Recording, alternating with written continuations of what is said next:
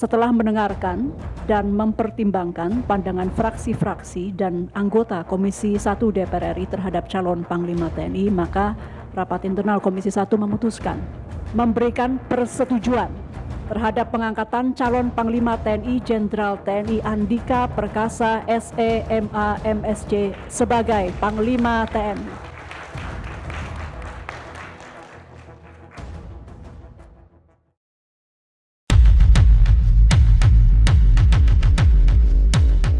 Kepala Staf Angkatan Darat Jenderal Andika Perkasa menjadi sorotan publik ketika Presiden Jokowi menyarankan agar menjadi Panglima TNI pada beberapa hari yang lalu.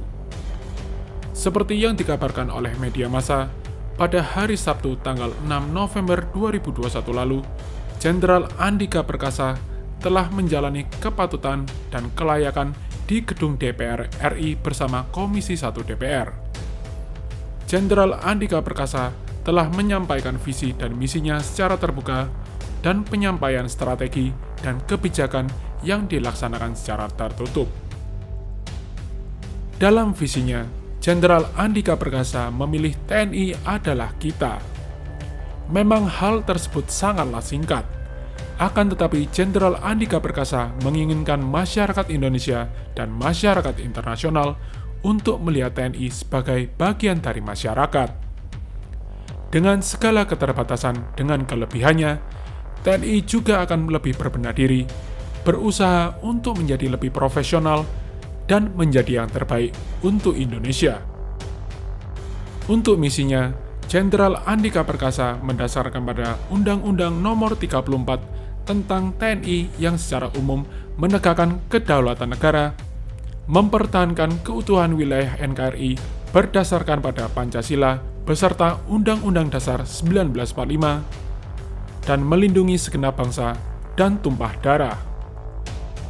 Dalam paparan misinya, beliau juga menekankan perlunya peningkatan operasional cyber, peningkatan intelijen, interoperabilitas antar angkatan, dan banyak lainnya. Untuk kedepannya, Jenderal Andika Perkasa akan menjabat sebagai Panglima TNI kurang lebih selama 1 tahun. Hal ini dikarenakan usia beliau yang sudah mendekati masa pensiun. Setelah menyampaikan segala visi dan misi secara terbuka dan tertutup, pada akhirnya Komisi 1 menyetujui Jenderal Andika Perkasa sebagai Panglima TNI yang baru dan menggantikan Panglima TNI Hadi Cahyanto. Jenderal Andika Perkasa telah menyelesaikan Akademi Militer tahun 1987 dan mengenyam berbagai macam pendidikan internasional dimulai dari Norwich University, Amerika Serikat, dan School of Public Policy and Public Administration di George Washington University di Washington, Amerika Serikat. Saat Jenderal Andika Perkasa menjabat sebagai Kepala Staf Angkatan Darat, beliau terlihat visioner dan benar-benar memperhatikan masa depan TNI Angkatan Darat. Beliau telah berhasil memberangkatkan ratusan prajurit TNI Angkatan Darat untuk berlatih di Amerika Serikat, sehingga dapat mengembangkan kemampuan agar menjadi lebih profesional, dan telah melaksanakan beberapa latihan berskala besar lainnya yang melibatkan negara sahabat. Selain itu, beliau juga memperhatikan kesiapan alutsista TNI AD secara matang, beserta kesejahteraan prajuritnya. Dengan demikian, Jenderal Andika Perkasa akan memimpin, membenahi, dan memberikan kebijakan-kebijakannya untuk TNI dalam 1 tahun ke depan. Namun, tidak diketahui pasti apakah performa beliau efektif dalam waktu yang sangat singkat ini.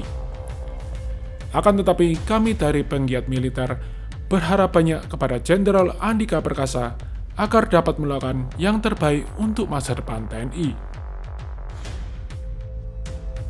Kami dari Indonesia Defense Review mengucapkan selamat kepada Jenderal Andika Perkasa.